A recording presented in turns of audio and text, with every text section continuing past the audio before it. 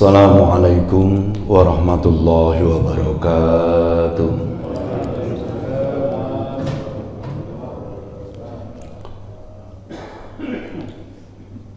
A'udzubillahi minasyaitonirrajim. Bismillahirrahmanirrahim. Alhamdulillahirabbil alamin wa bihi nasta'inu ala umurid dunya waddin. Wassallallahu ala sayyidina Muhammadin khatamin nabiyyin wa ala alihi wa sahbihi ajma'in, amma ba'du. Fayayul hadirun, bapak-bapak, ibu-ibu yang saya hormati, sesepuh bini sepuh yang saya muliakan, serta adik-adikku sekalian yang saya cintai. Syukur alhamdulillah, di subuh kali ini kita masih diberikan kenikmatan oleh Allah Subhanahu wa taala, terutama yaitu nikmatul iman wal Islam, sehat wal afiyah, sehingga di subuh kali ini kita dapat hadir di masjid ini. Kita telah melaksanakan sholat subuh berjamaah, dan insyaallah kita akan teruskan kajian subuh, kajian rutin, yaitu kitab Riyadhus Shalihin. Mudah-mudahan apa yang kita lakukan diterima oleh Allah Subhanahu wa taala. Salam serta salam marilah senantiasa kita aturkan kehadiran junjungan Nabi kita Muhammad sallallahu alaihi wasallam. Mudah-mudahan dengan salawat salam yang selalu kita aturkan kepada beliau, kita semua diakui umatnya, dan mudah-mudahan kita semua mendapat syafaatnya besok di hari kiamat. Amin ya rabbal alamin. Bapak, ibu-ibu, dan saudara sekalian yang saya hormati, untuk pertemuan kali ini yaitu di bab 30 di Al-Muqaddimah. Jadi ini kita udah lama, udah 3 tahun atau 4 tahun nih, itu masih Muqaddimah, permulaan di kitab Riyadhus Shalihin. Yang banyak sekali ini bab-babnya di bab Muqaddimah ini. Bab yang ke-30 yaitu babus syafa'at. Babus syafa'ati. Hadza babus syafa'ati. Ya, ini bab menerangkan syafaat. Di bab syafaat ini Imam An-Nawawi di dalam kitab Riyadhus Shalihin, beliau mencantumkan satu ayat Al-Quran surah An-Nisa ayat 85, dan kemudian 2 hadis. Jadi bab ini sedikit beliau cantumkan, karena di bab ini rata-rata kalau kita lihat di semua bab di kitab Riyadhus Shalihin itu menerangkan masalah akhlak sosial. Jadi ada ubudiyahnya juga, tapi tidak banyak menerangkan syafaat yang secara luas. Jadi ini kehidupan sosial dan akhlak. Jadi bab syafaat ini makanya di sini diterangkan di bab syafaat kali ini bab 30 itu satu ayat yang beliau cantumkan. Qala Allah Ta'ala may yashfa' syafa'atan hasanatan yakul lahu nasibum minha. Kalau kita pakai tajwid ya, may yashfa' syafa'atan hasanatan yakul lahu nasibum minha. Itu surah Nisa.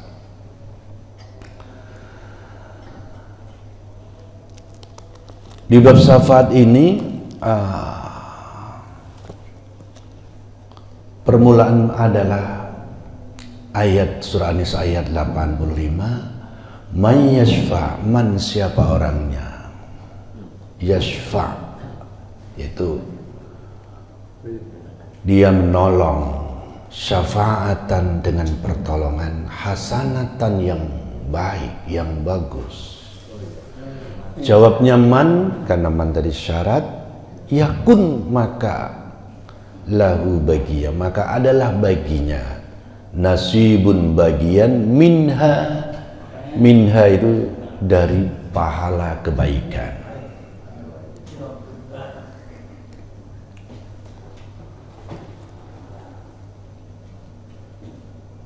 Hadis yang pertama bab syafaat ini, wa an Abi Musa al-Asy'ari.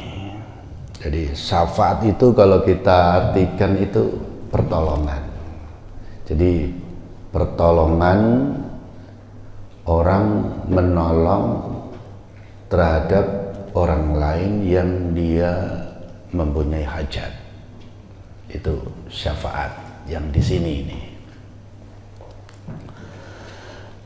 Hadis ke-251 di kitab Dalilul Falihin, Dalilul Falihin. Kalau Nuzulatul Muttaqin itu 247. Di Nuzulatul Muttaqin itu ke 247. Kalau di Dalilul Falihin 251. Di sarah, sama-sama sarahnya Riyadhus Shalihin. Hadis yang pertama, wan Abi Musa al-Asy'ari. Hadis yang diriwayatkan dari Abi Musa al-Asy'ari radhiyallahu anhu, semoga Allah meridhoinya. Qala, beliau berkata, kana Nabi sallallahu alaihi wasallam, adalah Nabi sallallahu alaihi wasallam, idza atahu, tatkala datang kepadanya siapa, tolibu hajatin, orang yang mencari hajat atau butuh dalam pertolongan. Jadi kalau ada orang dia mempunyai hajat, dia mencari bantuan terhadap hajat yang mungkin dia hajat-hajat yang lain, apa saja hajat di sini ya. Barang siapa ini, idza atahu talibu hajatihi, tatkala datang kepadanya, kepada Rasulullah, sapa talibu hajati, orang yang mencari hajat, aqbala ala julasaihi, maka beliau Rasulullah di sini an-Nabi ala julusaihi, beliau menghadap kepada orang-orang yang ada di depan majelis beliau. Jadi kalau ada orang datang kepada Nabi, yang asalnya Nabi asalnya beberapa orang, terus tahu ada datang, maka beliau kemudian menghadap pada yang lain. Istilah kita ya mau diumumin gitu. Jadi ngadep ke jamaah. Julusaihi itu orang-orang yang duduk bersama Rasulullah. Mungkin di masjid ketika Nabi ada konsultasi kepada siapa, ternyata kemudian ada yang datang, dia mencari hajat, butuh hajat, maka kemudian Nabi menghadap kepada julusaihi, orang-orang yang ada pada majelisnya. Faqala, kemudian beliau bersabda, isfa'u tujaru,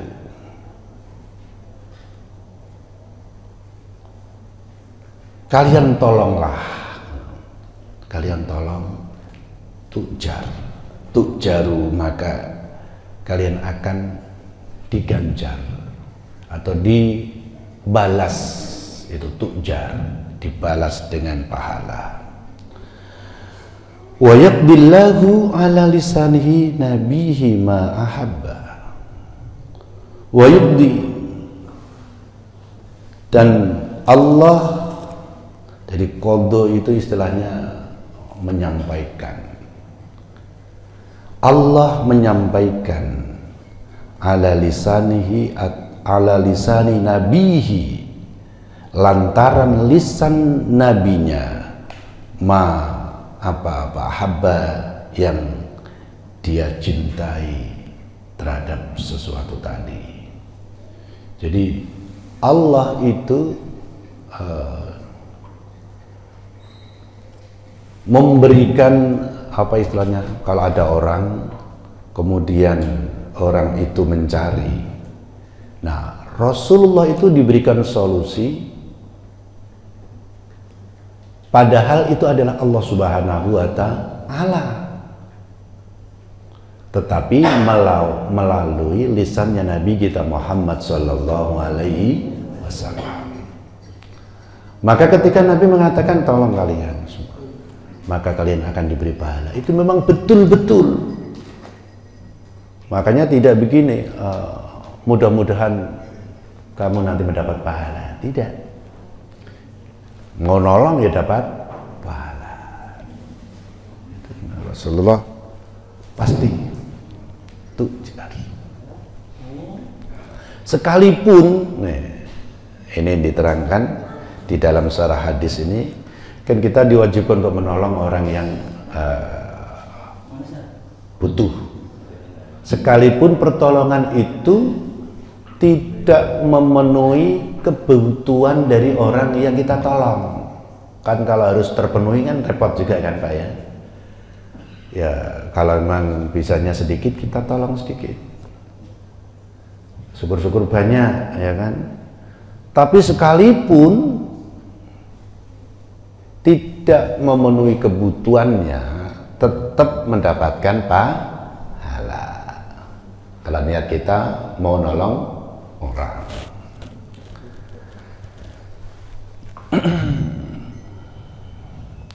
Di dalam hadis lain diterangkan di situ,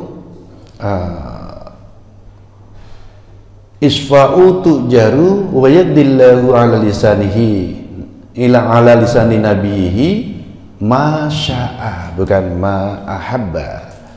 Kalau di dalam kitab Riyadhus Shalihin ini ala lisani nabihi ma ahabba.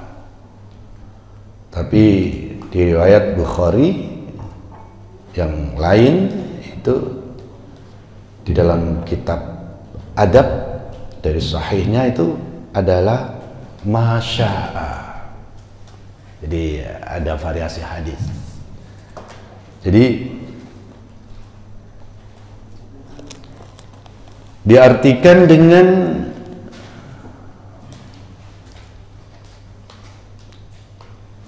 Allah selalu memenuhi kebutuhan itu tadi pada apa yang Dia kehendaki lewat itu tadi perantaraan nabinya Muhammad Sallallahu Alaihi Wasallam.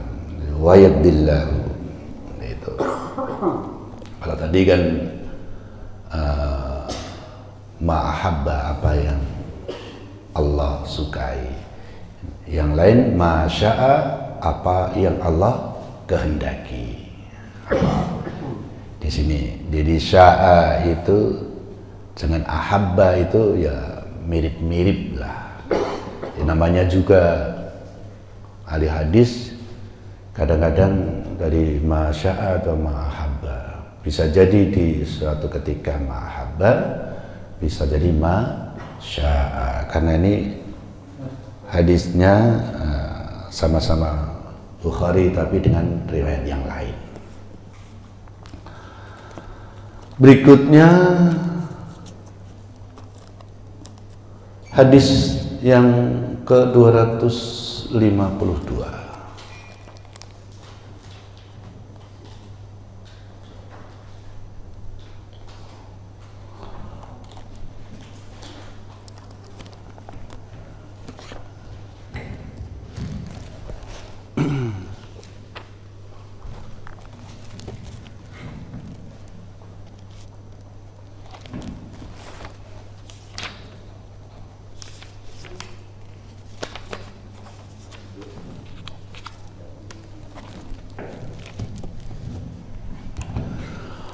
Wa Ibnu Abbas radhiyallahu anhuma. Hadis diriwayatkan dari Ibnu Abbas radhiyallahu anhuma, semoga Allah meridai keduanya, yaitu Ibnu dan Abbas. Ini adalah Abdullah dan Abbas. Dari dua-duanya adalah sahabat Rasulullah sallallahu alaihi wasallam. Makanya dalam hadis Ibnu Abbas sama Ibnu Umar itu dalam hadis itu disebutkan selalu dengan radhiyallahu anhuma. Wa Ibnu Abbas radhiyallahu anhuma, dan hadis diriwayatkan dari Ibnu Abbas radhiyallahu anhuma, semoga Allah meridhai keduanya. Fi qissati Barirah, ini mengenai kisahnya Barirah wa zaujiha, dan istri zaujiha itu zauj itu berarti suaminya Barirah. Jadi zauj itu bisa berarti suami, bisa berarti pasangan. Qala, beliau Ibnu Abbas berkata, qala laha an-nabiy sallallahu alaihi wasallam, qala bersabda laha kepada Barirah, siapa Nabi Muhammad sallallahu alaihi wasallam. Sabda Rasulullah begini, law raja'tihi. Jadi law ini bisa diartikan law dengan syarat, bisa diartikan dengan law litamani yang artinya pengharapan. Law raja'tihi diartikan gini, jika kamu, jika engkau rujuk kepadanya, atau ini kan sama dengan andai, seandainya engkau rujuk kepadanya, law raja'tihi. Jadi bisa diartikan dengan syarat di sini, bisa diartikan dengan tamanni, yaitu pengharapan. Makanya diartikan di sini law roja'. Ada matan hadis juga yang law roja'tihi, ada yaknya. Ini riwayat yang lain. Ini bisbiatil ya li isba'il kasri, karena memang isba' itu kenyang, tihi banyaknya kasrah itu. Law roja'tihi, tapi ini adalah lughat yang lemah.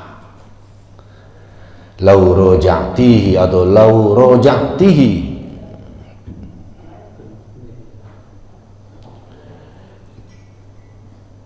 Wazata ini, dan ada tambahan tadi ketika law roja'tihi fa innahu abu waladika, karena sesungguhnya dia itu adalah bapak dari anakmu. Itu Rasulullah bersabda seperti itu. Tapi kalau di dalam kitab Riyadhus Shalihin ini yang dicantumkan cuma law roja'tihi. Qalat, berkata Barirah, ya Rasulullah, wahai Rasulullah, tak muruni, itu membuang apa ya, istifham, pertanyaan. Ketika tak muruni itu, tak muru perintah nih kepadaku, artinya begitu kan. Nah, ketika ini dengan bahasa yang saya sebutkan tak muruni, itu berarti adalah pertanyaan. Jadi kalau tak muru perintah nih kepada, tak muru perintah engkau nih kepadaku, itu kan biasa saja, tak muruni gitu. Tapi kalau tak muruni, ya, itu kan lain kan.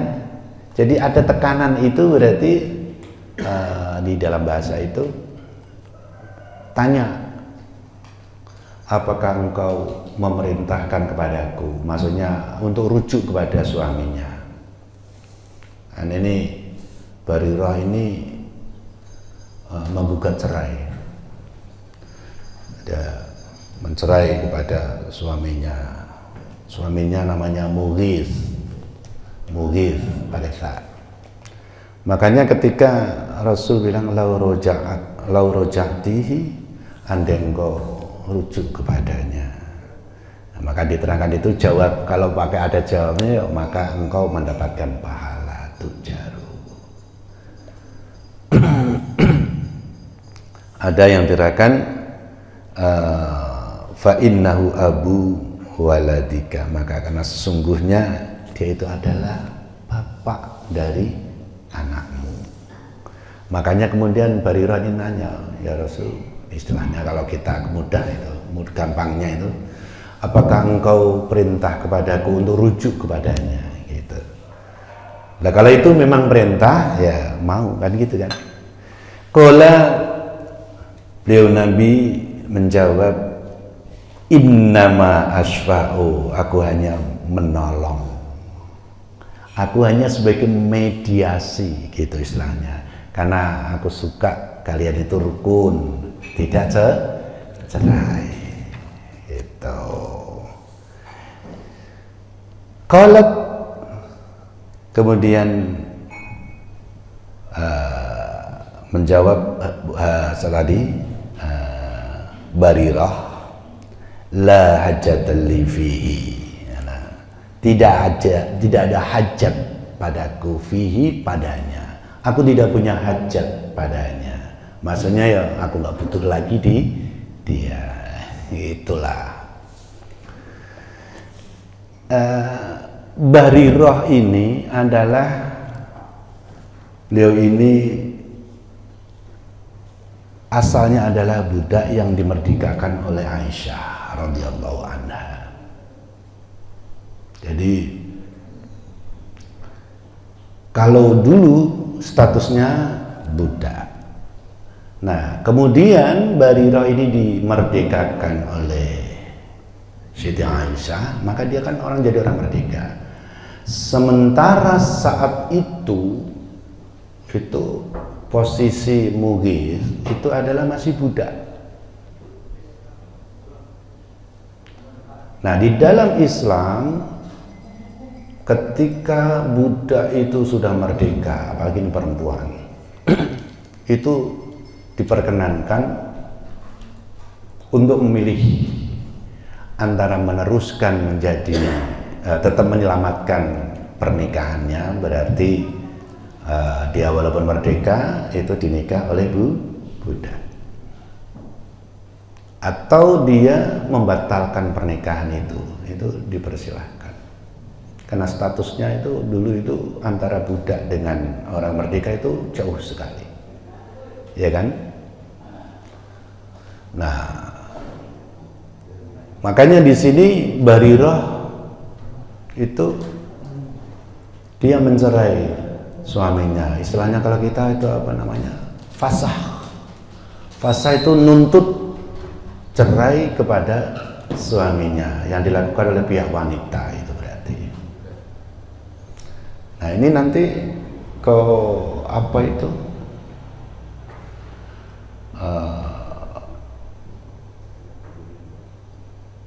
efeknya ke apa, tolak itu adalah tolak yang tidak bisa dirujuk kalau dia sudah dikabulkan perceraiannya, ya Pak ya.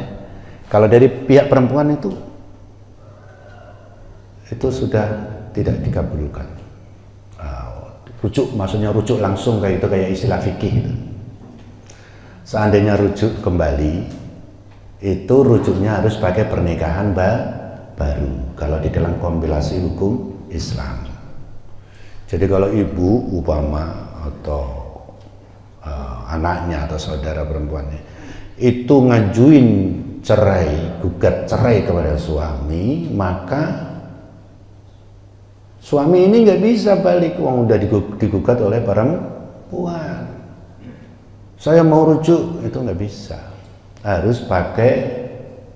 Atau si perempuan kemudian tahu-tahu kepingin balik lagi, mungkin karena ternyata yang kemarin ada harapan, ternyata tidak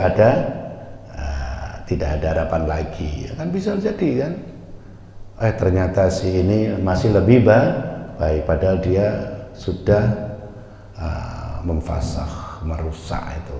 Istilah ini juga ada khulu. Khulu itu juga Islamnya gitu, perempuannya ngajuin Kalau ini kan karena memang beda status dan memang itu dalam Islam, awal-awal Islam waktu itu memang disuruh milih, mukhayyarani. Jadi dia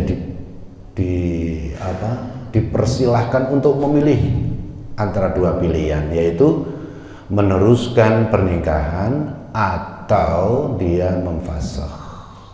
Gitu. Walaupun si laki-lakinya ini nggak setuju, kalau dia merdeka boleh itu. Kalau dia budak tadi, beda dengan khulu. Kalau khulu kan sama-sama kita merdeka sama merdeka, ya kan. Kalau fasakh di sini ya sepihak. Nih. Nah, dari hadis ini kita bisa ambil ketika ada orang pernikahan, kemudian si perempuan itu mengajukan cerai, itu berarti apa? Bahwa bolehlah ada mediasi. Nah, mediasi ini biasanya bisa jadi saudara, bisa jadi hakim yang memutuskan. Kalau ada orang cerai biasanya langsung dikabulin apa enggak?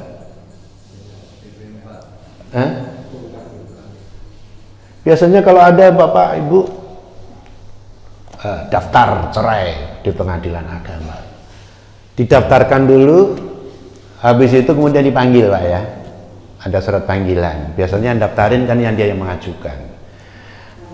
Ketika dipanggil pertama kali, dihadirkan dua orang. Pemain yang ngajuin yang perempuan atau laki-laki pasti ditanya, sudah mantap untuk cerai. Ditanya laki atau perempuan. Kalau perempuannya diam, lakinya juga diam. Loh kok diam semua? Udah pulang dah, disuruh pulang. Bener itu. Lo masih diam berarti masih senang. Berarti kemarin cuma marah-marah saja ya kan? Saya dulu itu pernah juga praktikum itu, karena kebetulan saya dari Akhwalus Saksiyah di hukum hukum keluarga gitu, perkawinan. Cuma ditanya begitu, udah pulang, suruh pulang. Nggak jelas itu. Udah nuntut, didaftarin, ditanya sudah mantap untuk cerai. Lalu diam semuanya.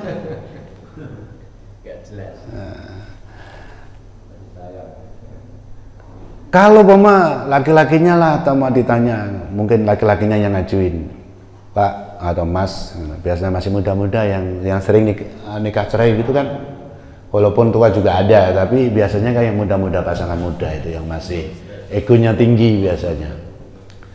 Itu kalau toh dia itu sudah ngajuin, kemudian dipanggil, masih laki-laki, Mas, udah mantap untuk cerai. Mediasi itu begitu. Si perempuan kemudian ditanya juga. Kalau si laki-laki udah mantap, tapi agak ragu-ragu, udah sih mantap. Gitu. Umpama ya, si perempuan diem aja, pasti nanti dicecer nanti. Betul, kamu mau dicerai nanti? Masih sayang nggak sama masnya? Sebenarnya sih masih. Wah gitu. Udah disuruh pulang, nggak pikir-pikir dulu dah. Waduh, nggak jelas itu, bolak-balik itu. Nah di persidangan model kayak gitu itu, persis kayak orang kedagelan Pak ya, persis. Ya di mediasi begitu, disuruh pulang. Itu bisa jadi nanti 3 kali ya Pak ya, kalau tidak salah itu 3 kali. Karena saya cuma 2 kali kayaknya saya ke situ, jadi kasusnya juga beda-beda. Dari satu hari itu ada 20 berapa kasus itu. Besok balik lagi ya sudah bukan orang itu lagi. Ya memang ada yang nerus-nerusin tapi beda. Nah itu disuruh balik lagi kayak gitu. Kalau memang sudah 3 kali mantap baru diketok palu. Gitu. Tapi kalau orang yang tidak tahu itu saya kadang-kadang dengerin tuh. orang cerai itu dipersulit. Orang cerai itu dipersulit. Di sana itu emang terus bisa cerai? Enggak. Susah cerai itu, gitu. Sebenarnya cerai itu mau gampang. Cuma mediasi ini memberikan waktu 2 minggu biasanya untuk mikir-mikir. Nanti setelah 2 minggu dipanggil lagi. Nanti ditanya 2 minggu, gimana Pak, Bu, udah mikir-mikir? Nah, atau Mas, atau Mbak, udah mantep untuk cerai? Terus kemarin kita sudah balik, udah nggak tahan yang satu. Itu kan berarti ini itu rujuknya bisa langsung, tidak usah lah pakai pernikahan kalau memang iddahnya belum habis, ya kan, dari talak. Tapi kalau ini perempuan yang mentalak, yang khulu itu jadi bain sughra. Bain sughra itu bain yang dia tidak bisa langsung bisa rujuk semaunya, tetapi lewat pernikahan baru, dilamar lagi, diapa lagi gitu. Nanti bainnya seperti itu. Kalau nanti sudah bain, kalau udah diputusin di peradilan agama, Bu, ya. Kalau di rumah ya masih disuruh balik lagi, ya sudah. Nah, makanya ini perlu sekali mediasi. Makanya Nabi itu ketika ditanya oleh Barirah tadi, apakah engkau memerintahkan kepadaku? Maksudnya kalau itu perintah, Barirah pasti balik rujuk. Jadi ini perintah, tapi perintahnya perintah pengharapan, ya gitulah. Beliau mengharapkan untuk balik gitu, cuma nolong lah, karena kasihan kan anak-anaknya masih kecil atau apa, karena dia ini adalah ayah dari anakmu, ya gitu kan. Kayak apapun juga bapaknya anakmu. Kira-kira begitu enggak? Kira-kira kalau dia ini Iya. Seandainya kamu tega kepada dia karena menyakitimu, apakah engkau tega dengan anakmu? Kira mikirin gitu kan. Sudah mulai ngeper itu. Apalagi mama kan, jiwa keibuan kan. Punya anak, kira-kira nanti bapaknya cari lagi loh, susah nyari. Memang segampang itu, kan? Ya, itu tadi. Jadi mediasi itu penting ketika ada permasalahan. Itu termasuk menolong orang yang mau cerai itu juga dengan mediasi. Jangan dikompor-komporin. Oh iya, emang itu. Saudaranya biasanya yang panas itu. Ketika si perempuan itu ada masalah, ngadu ke orang tua atau keluarganya, itu dikasih yang baik, Bu. Jangan ini kayak tadi lah. Jangan terus, iya itu mah brengsek dari awal. Udah dari dulu aku udah tidak suka sama mukanya, wah, langsung itu bisa bener-bener itu cepat sekali itu kan, tersulut. Ya. Jadi kita kali ini mendamaikan orang yang mau cerai ini, itu juga termasuk syafaat, menolong. Ini beda dengan syafaat yang syafaat pertolongan kayak Al-Quran sebagai syafaat, Nabi kita mensyafaati umatnya. Di dalam bab ini bab sosial dan akhlak, ya. Kalau mau bahas ya agak panjang. Kalau syafaat yang itu tadi ada diantaranya ada 6 atau 7 syafaat itu. Di dalam Al-Quran pun juga diterangkan banyak yang di ayat kursi, ma'adzalladzi yashfa'u indahu illa bi'idzni, di antaranya seperti itu. Ada yang menerangkan kalau Al-Quran, bahwa orang baca Al-Quran itu syafi'an li ashabi. Al-Quran itu mensyafaati orang yang membaca. Itu syafaat-syafaat yang tidak secara sosial, gitu ya. Di bab ini, kayaknya bab yang pendek. Mau ada pertanyaan atau apa, silahkan. Untuk nunggu surup. Udah surup nggak, Pak? Belum? Monggo silahkan.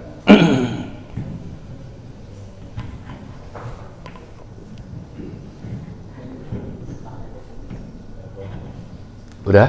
Udah cukup? Ah? Kadang kayaknya cukup. Ya pokoknya nanti kalau ada masalah. Yang penting kalau kita nolong orang, insyaallah kita itu bakal diganjar oleh Allah Subhanahu wa taala. Pertolongan itu bisa berupa materi, bisa berupa itu tadi solusi-solusi yang lain. Sekalipun pertolongan kita belum tentu bisa menyelesaikan masalah itu. Kadang-kadang kita udah berupaya, tapi bocah itu orang yang dibilangin susah, gitu kan? Itu bisa jadi, tapi nggak apa-apa, tetap kita mendapatkan pahala. Atau mungkin bantu kebutuhan dia sakit dan sebagainya, kita bisa bantu sedikit-sedikit, kolektif, walaupun tidak menyelesaikan masalah kebutuhannya, tetap kita diganjar oleh Allah Subhanahu wa taala. Itulah tadi, monggo. Kalau di sistem perceraian itu kenapa kalau di Islam kan kalau kita bilang sudah minta cerai gitu ya, laki-lakinya itu ya kan sudah cerai, tapi kalau di pengadilan agama tidak boleh gitu. Apakah pengadilan agama itu bertentangan dengan Islamnya itu? Oh ya ya. Itu perceraian kalau sekilas kita lihat kayaknya beda, tapi tetap sebenarnya sih tidak beda, karena nanti ada pendapat-pendapat yang memang mempersulit perceraian. Jadi tujuannya adalah biar tidak banyak orang cerai, itu satu. Tapi kalau Imam Asy-Syafi'i ketika orang sudah mengatakan cerai, maka jatuh talak satu, gitu kan? Nah. Terus ada orang yang emosi, saat cerai kamu 3 kali, nah gitu kan? Ada yang mengatakan itu cerai itu jatuh, ada yang mengatakan tetap jatuh sekali. Karena apa? Karena pernikahan itu tujuannya itu ibadah kepada Allah Subhanahu wa taala untuk kebaikan. Nah, ketika cerai belum tentu lebih baik kondisinya daripada ketika dia masih kumpul. Maka Islam itu adalah untuk kebaikan, damai, islah. Makanya prinsip perceraian itu dipersulit. Tetapi sebenarnya kalau orang itu mengajukan bahwa dia sudah mentalak saya 3 kali, maka di pengadilan mau tidak mau ketika kita mengajukan seperti itu, kalau itu diucapkan sekali tapi bilangnya sudah engkau talak kamu, sudah langsung saat itu masih dihitung sekali kalau di kompilasi hukum Islam. Tapi kalau itu tadi kalau diperbolehkan saya mengikuti mazhab yang ini, nanti juga dikabulkan kok Pak, dikabulkan, tapi tetap aja dikasih ini hitung sekali gimana.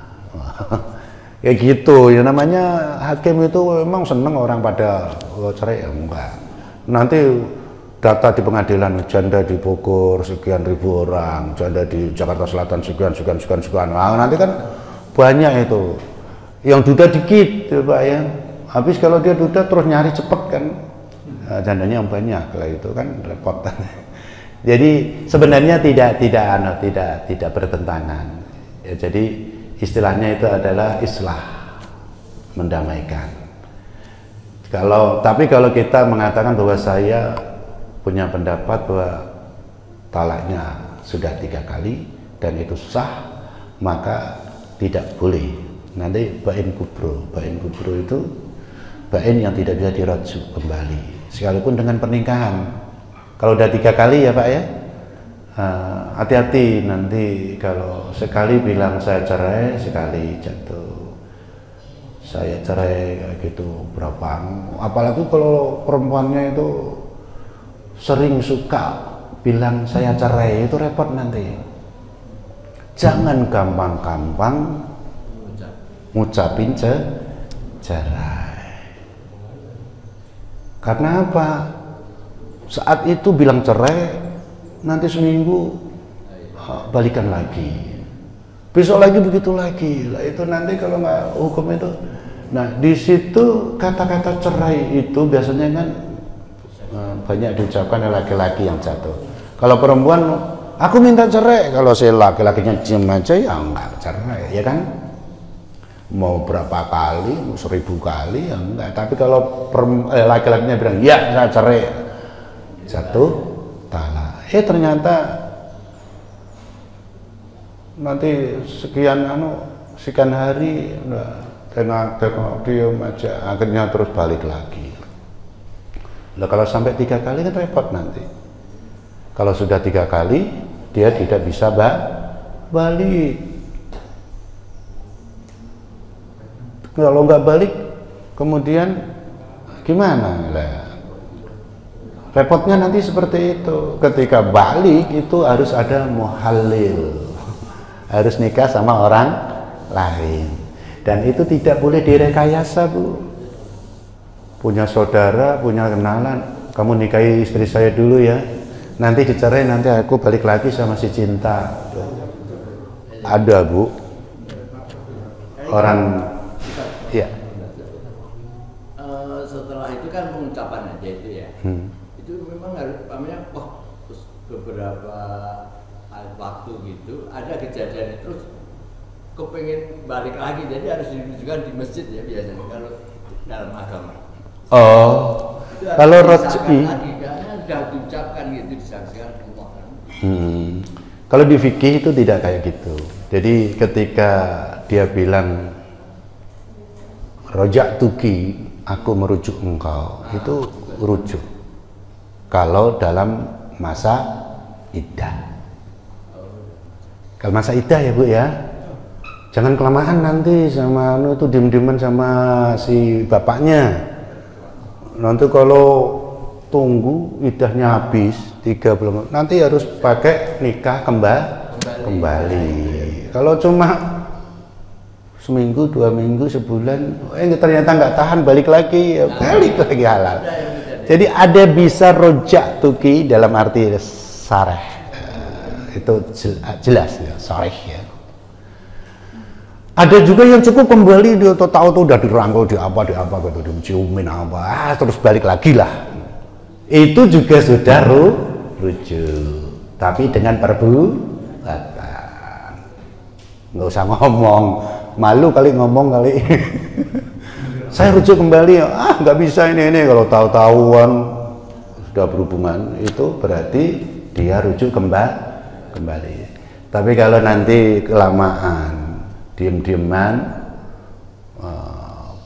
bapaknya di bawah, ibunya di lantai atas, itu bisa jadi tahunan nanti.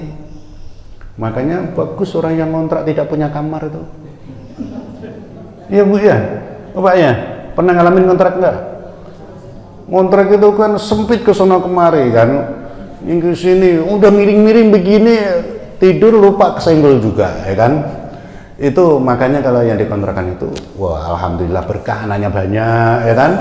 Ya geger-geger sebentar, kemudian malamnya sudah senyum-senyum lagi, sudah bercanda lagi. Tapi kalau yang rumahnya banyak, ada kamar masing-masing, itu lama itu berang. Makanya jangan gede-gede rumahnya, Bu ya.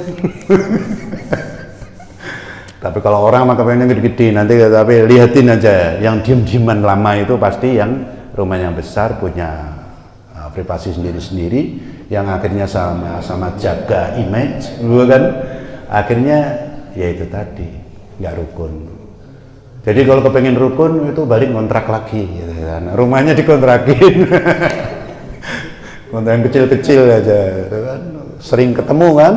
Kalau sering ketemu maka akan menimbulkan rasa kasih sayang, kasihan apa itu ada, apalagi lihat anaknya dua-duanya lihat gitu loh, ibu bapak marah-marahan, anaknya terus kemudian mendil ke ibunya, kira-kira gimana? Makanya anak itu termasuk tali pengikat antara suami istri. Tapi kalau biasanya kalau tidak ada anak biasanya gampang itu ya, kira-kira itu. Jadi sebenarnya tidak ada perbedaan.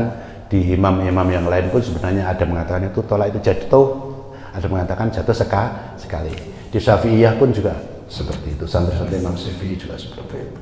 Ada mengatakan jatuh 3 kali, ada mengatakan cukup sekali, karena prinsipnya itu adalah untuk kebaikan, islah gitu kan, perdamaian.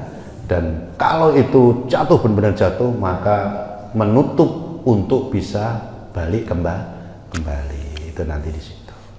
Dan kalau sudah talak sekali itu, kalau mau rujuk lagi itu harus pakai nikah lagi gitu Pak. oh ya itu tadi udah dibilang.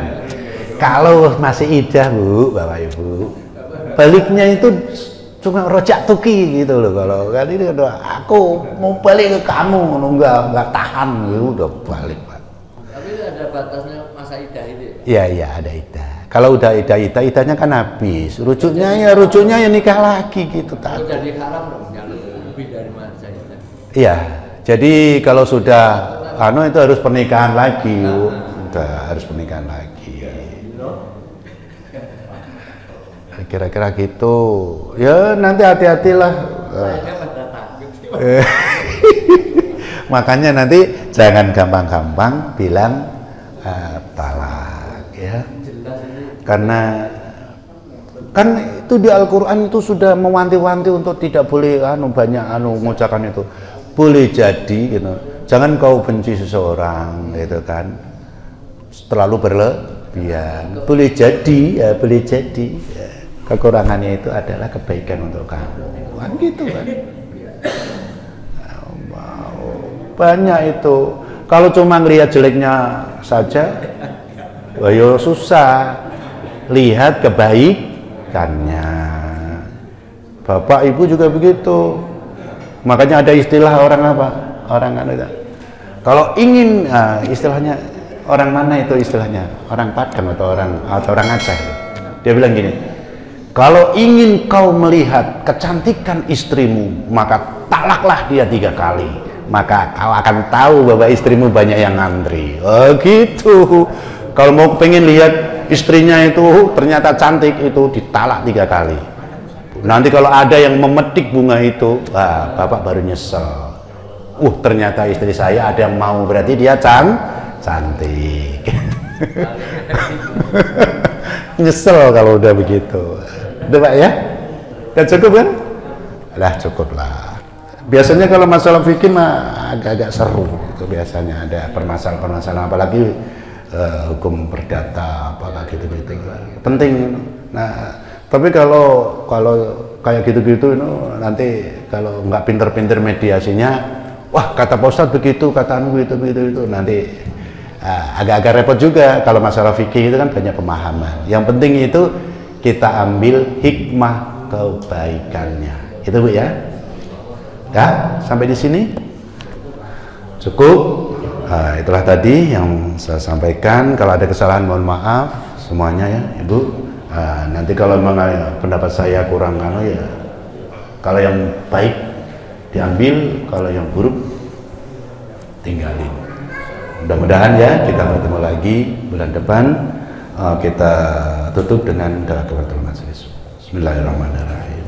Subhanakallahumma wa bihamdika asyhadu an la ilaha illa anta astaghfiruka wa atubu ilaik. Assalamualaikum warahmatullahi wabarakatuh.